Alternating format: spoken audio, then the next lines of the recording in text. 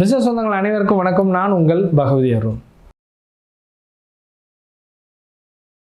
இன்னைக்கு நம்ம பார்க்க போகிற டாபிக் பிஸ்னஸ் மாடல் கேன்வாஸோட கடைசி பகுதி, ஃபைனல் ஃப்ரேம், காஸ்ட் ஸ்ட்ரக்சர். எப்படி நம்மளோட செலவினங்கள் இருக்குது, அதை எப்படி நம்ம மேனேஜ் பண்ணுறோம், நம்மளோட எக்ஸ்பென்ஸையும் நம்மளோட காஸ்ட் என்ன, ப்ராடக்ட் காஸ்ட் என்ன, நம்ம ப்ராஃபிட் எப்படி வச்சுருக்கிறோம், அப்படி எல்லாத்தையும் நம்ம எப்படி டேட்டாவை வச்சுருக்கோமா, எதுக்கெல்லாம் முக்கியத்துவம் கொடுக்குறோம் அப்படிங்கிறது நமக்கு தெரியணும்ல. எக்ஸாம்பிள் ஒன்று எடுத்துக்கிறோமே, நம்ம ஒரு மார்க்கெட்டிங் ஒரு எக்ஸ்பென்ஸ் பண்ணணும்னு நினைக்கிறோம். அப்படி சொல்லக்கூடாது, மார்க்கெட்டிங்கில் இன்வெஸ்ட் பண்ணணும்னு நினைக்கிறோம், இப்படி தான் சொல்லணும். ஸோ அப்படி சொல்கிறப்போ வால் போஸ்டர்ஸ் ஒன்று அடிக்கிறோம், ஒரு 1000 வால் போஸ்டர் 30க்கு 40 அடிக்கிறோன்னு வச்சுக்கிறோம். அந்த வால் போஸ்டர்ஸோட எவ்வளோ மேக்கிங் சார்ஜ், எவ்வளவு, ஒரு 1000 ருபீஸ். அதுக்கு பிரிண்ட் ஆகிற சார்ஜ் ஒரு 20,000.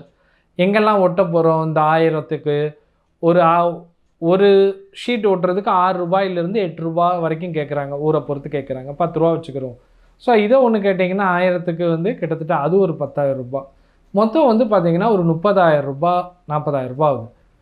இதிலிருந்து எவ்வளவு ரெவென்யூ வரும், இல்லை எவ்வளவு லீட்ஸ் வரும், இது என்ன மாதிரியான தாக்கத்தை உண்டு பண்ணுங்கிறத முதலையே நம்ம என்ன பண்ணுறோம் அப்படின்னா ஒரு வடிவத்தை கொடுக்குறோம்.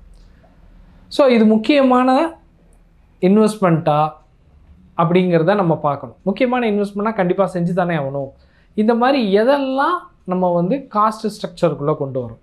ப்ராடக்ட் மேக்கிங்க்கு எவ்வளோ காஸ்ட் ஆகுது, நம்ம ப்ராஃபிட் எவ்வளோ வைக்க போகிறோம், ஸோ இந்த ப்ராஃபிட்டுக்கு அப்புறம் மார்க்கெட்டிங் சார்ஜ் என்ன, டெலிவரி சார்ஜ் என்ன, இதெல்லாம் இதை எப்படி இன்க்ளூட் பண்ண போகுது, நம்ம காம்படிட்டருக்கும் நமக்கும் எவ்வளவு வித்தியாசப்படுத்துகிறோம், இது எல்லாமே இந்த காஸ்ட் ஸ்ட்ரக்சரில் தான் வரும். இது அருமையாக திட்டமிட்டு நேரத்தை குறைச்சி அழகாக நம்ம பண்ணோம்னா நமக்கு நல்ல ப்ராஃபிட்டபுளாக இருக்கும். அதுக்கு தான் இதை நம்ம சொன்னோம்.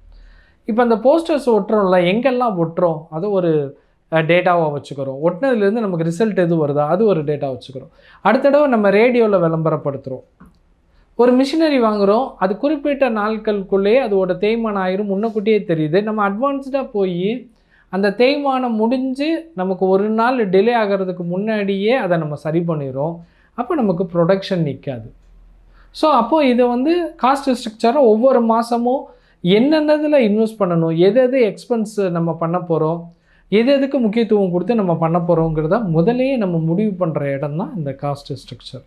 இது அருமையாக திட்டமிட்டு நம்ம பண்ணுறப்போ கண்டிப்பாக நேரமும் குறையும், அதே நேரத்தில் பணமும் மிச்சமாக அதிக வாய்ப்பு இருக்குது. நிறுவனம் ஒருவேளை ஒரு பொருளை தயார் பண்ணலாம் அல்லது ஒரு சர்வீஸ் பண்ணலாம், எது வேணாலும் இருக்கலாம். இதில் எந்த நிறுவனத்தை நீங்கள் நடத்துகிறீங்களோ அதை பொறுத்து, அந்த லொக்கேஷனை பொறுத்து எல்லாமே மாறுபடும்.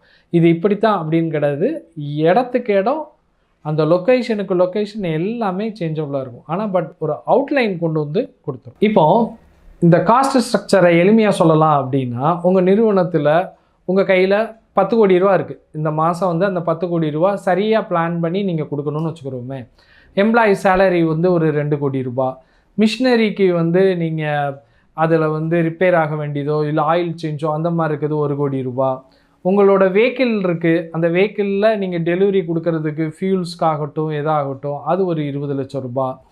அதுக்கப்புறம் இன்சூரன்ஸ் பண்ணியிருக்கலாம், ஸோ அதுக்கு ஒரு 50 லட்சம் ரூபா.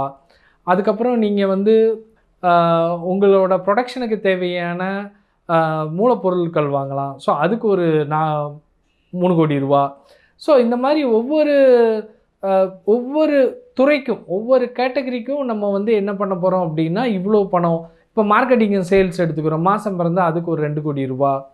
அப்போ ஈவெண்ட் நடத்துகிறோம், மார்க்கெட்டிங் சேல்ஸ் சம்மந்தப்பட்ட ஈவெண்ட்ஸ் நடத்துகிறோம், ஸோ அதுக்கு ஒரு 10 லட்சம் ரூபா.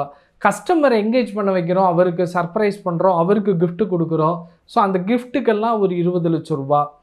ஸோ ஒவ்வொருத்தருக்கும் ஒவ்வொரு துறைக்கும் நம்ம இவ்வளோ தூரம் அப்படிங்கிறத முன்னக்கூட்டியே ஒரு தீர்மானம் பண்ணுறப்போ நமக்கு அந்த காஸ்ட்டு எவ்வளவு கூடுறதுக்கு வாய்ப்பு இருக்குது, இல்லை இதுக்கு தகுந்த மாதிரி சேல்ஸை எவ்வளவு இன்க்ரீஸ் பண்ணணும், இன்னும் எந்த இடத்துல காஸ்ட்டு குறைக்கலாம், இல்லை இன்னும் எந்த இடத்துல காஸ்ட்டை கூடுதலாக இன்வெஸ்ட் பண்ணலாம்.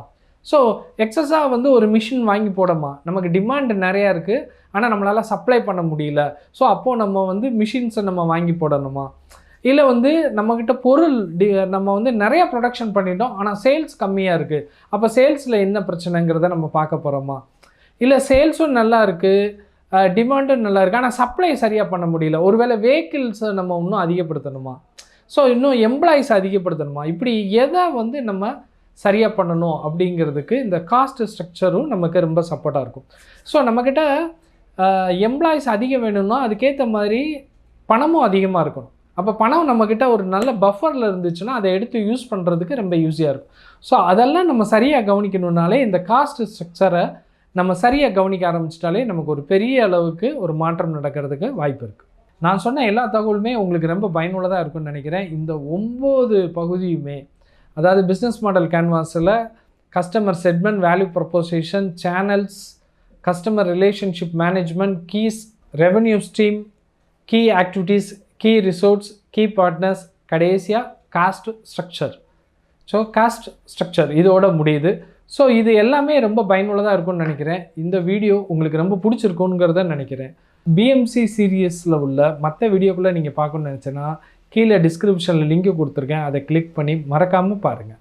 இன்னொரு சுவாரஸ்யமான ஒரு வீடியோவில் உங்களை நான் சந்திக்கிறேன். பிஸ்னஸ் சொந்தங்கள் அனைவருக்கும் நன்றி, வணக்கம். நான் உங்கள் பகவதி அருண்.